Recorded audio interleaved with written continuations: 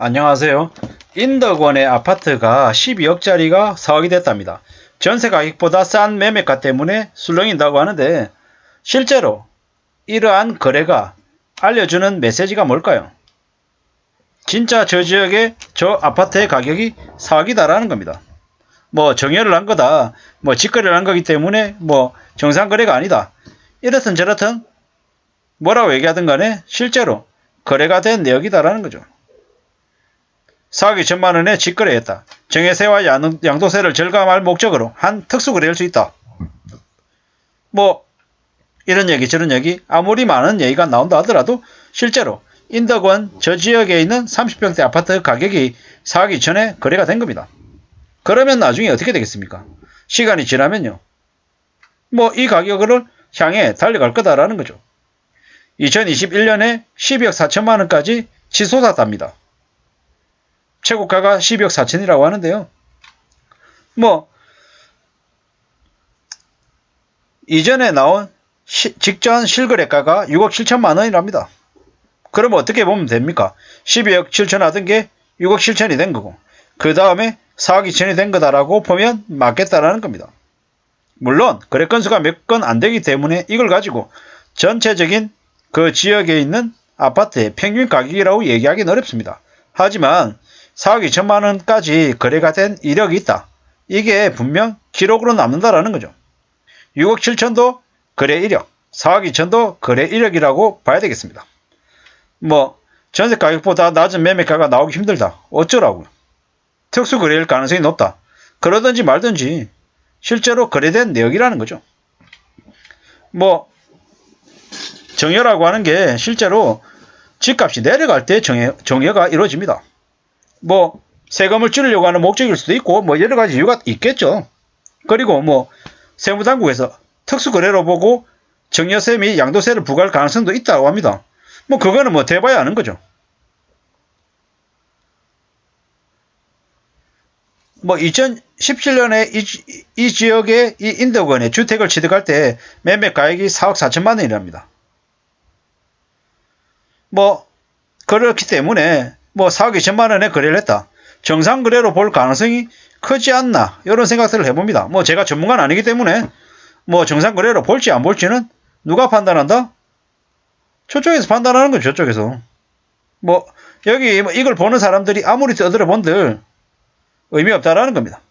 실거래가와 시세의 차익이 3억 원이나 아니면 30%를 넘는 경우에는 시세를 6억 7천만 원으로 보고 가세할 가능성이 높아 보인다. 높아 보인다인 거지 확실하다는 아니라는 거죠. 6억 7천만 원에 거래했다면서요. 최근 시세 거래가. 그러면 6억 7천만 원하고 차익이 3억 원. 이러면 어떻게 됩니까? 3억 7천만 원. 아니면 6억 7천 곱하기 30% 이렇게 하면 어떻게 됩니까? 6, 3, 18, 7, 3, 21. 한 4억 7천 정도? 4억 7천 아니면 3억 7천. 3억 7천에서 한 4억 7천 정도를 실제로 이제 과세할지 말지를 보는 이제 판단 기준점이 되지 않겠나? 저는 이렇게 생각하는데 여러분들 어떻게 생각하십니까? 확실한 거는 관련 당국에서 평가를 하겠죠. 판단하겠죠.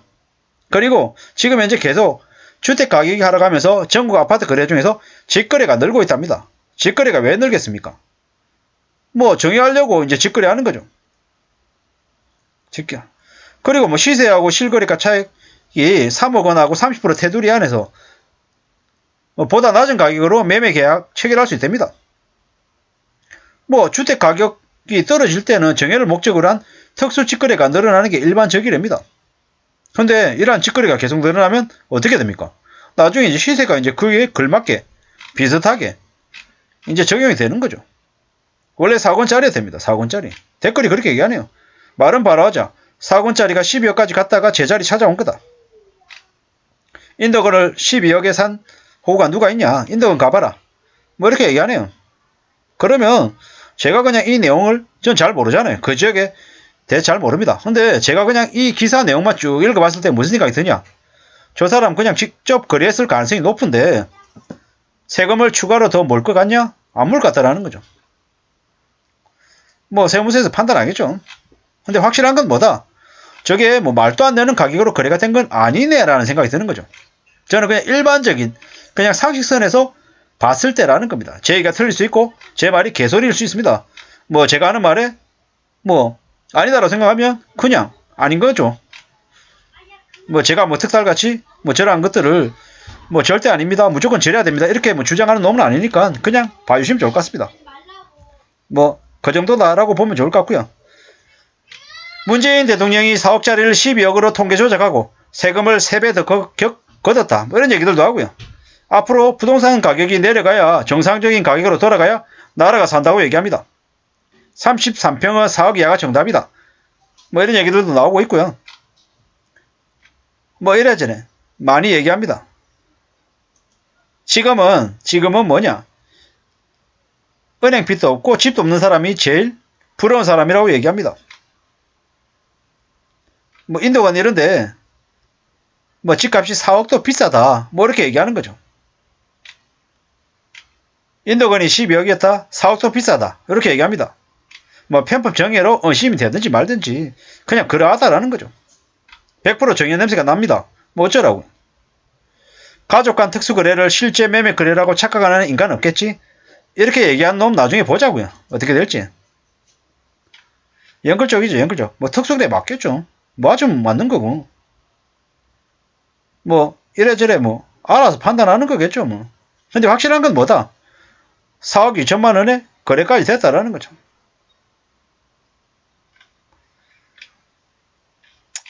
앞으로 보자고요. 앞으로 4억.